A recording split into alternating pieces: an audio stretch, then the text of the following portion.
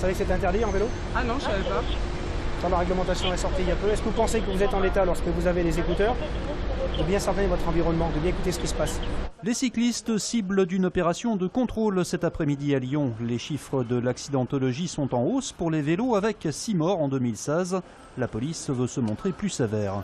Alors, principalement, les infractions qui sont commises par les cyclistes sont des infractions de comportement, en l'occurrence le non-respect des feux rouges fixes, l'usage du téléphone à la main, le fait de circuler avec des écouteurs, le fait de ne pas respecter la signalisation routière, circuler sur les voies de bus, circuler sur les voies de tram.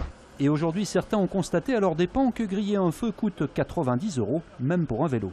J'ai grillé un feu, j'ai eu une amende, ça, il n'y a pas de souci. Mais et après, je veux dire, c'est aussi dangereux en vélo qu'en voiture. Mais... Bon, l'amende est un peu chère, j'avoue.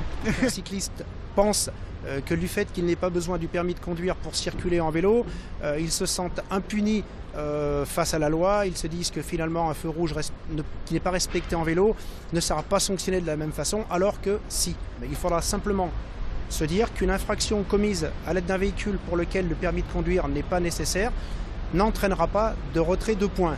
Aujourd'hui, la police a surtout fait de la prévention, mais dès la semaine prochaine, les contrôles sanctions vont s'accentuer.